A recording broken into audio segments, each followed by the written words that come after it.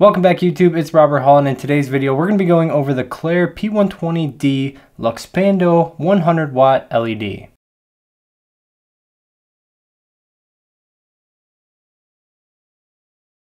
I wanted to make this video because I've already covered a lot of the CLAR LED line of lighting. You know, I made a video covering 4 of their different panels. Now the CLAR P120D Blackbezt Luxpando, the Blackbezt, whatever that word is supposed to be, Luxpando is CLAR's newest lighting, and it's a new level of power for this CLAR series. Now in that last video that we went over, the 4 LEDs were all bicolor and they all ran off of 2 Sony NP-F batteries. Now the Luxpando is also bicolor from 3000 to 6000 degrees Kelvin, but it cannot be used with Sony NP-F batteries. It's way too high of a wattage for that, at least without an adapter stringing together multiple Sony NP-Fs. Now I'm going over the bicolor version of this LED, which is the most feature-rich option, but there is both a tungsten only and a daylight only version of this LED panel. Now that daylight and tungsten version are going to have a little bit of an advantage when it comes to reaching 100 watts at those color temperatures, which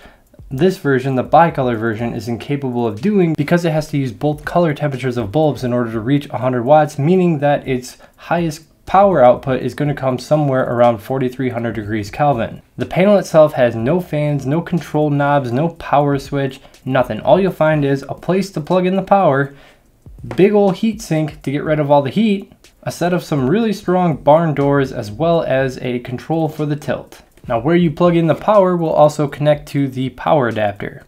And this power adapter can either be plugged directly into the wall to run it off of AC, or you can attach a V-mount battery to the back of it if you'd like to use it with battery power. And then all those controls that are not on the LED are instead on this power adapter.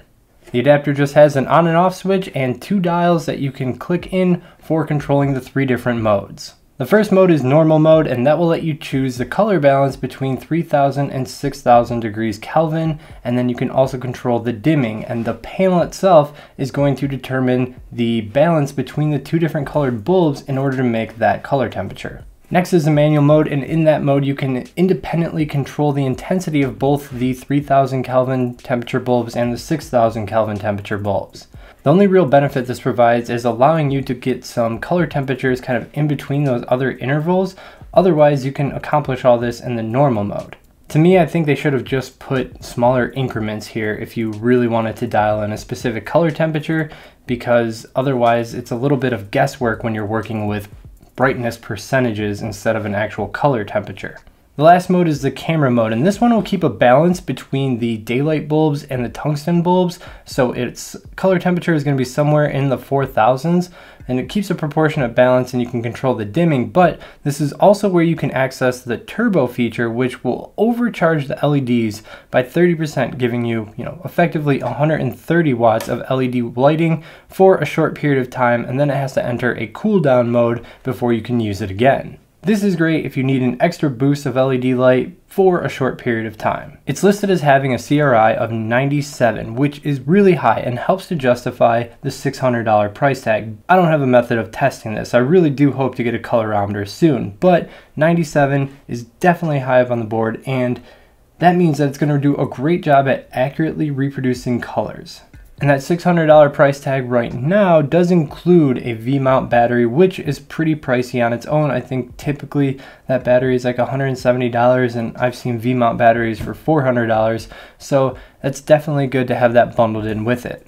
Overall, the Luxpando had a really nice color. I found no issues in balancing it or no weird tints, and the color temperature that I put on the actual display would match up perfectly with my camera's color temperature. Being that it's 100 watts, it is powerful enough to do some work with outdoors. I've told you before that I find 100 watts of LED to kind of be the threshold that you need in order for a LED panel to be useful at all in bright conditions outside. There's a softbox accessory available that you can use to put around the barn doors, and this will help get rid of any of that LED jagged shadow cast that tends to occur with having rows and rows of LEDs. So that little softbox is really handy, and it folds up nice and slim. Last thing, even though the power source isn't attached to this is still a pretty heavy panel, so I recommend, if you plan on using it, to use a C-stand with it. That's it for this video. If you guys have any questions on the Luxpando, then let me know in the comments below. Beyond that, if you like the video, hit the like button, subscribe if you want to see more, and until next time, keep on shooting, YouTube.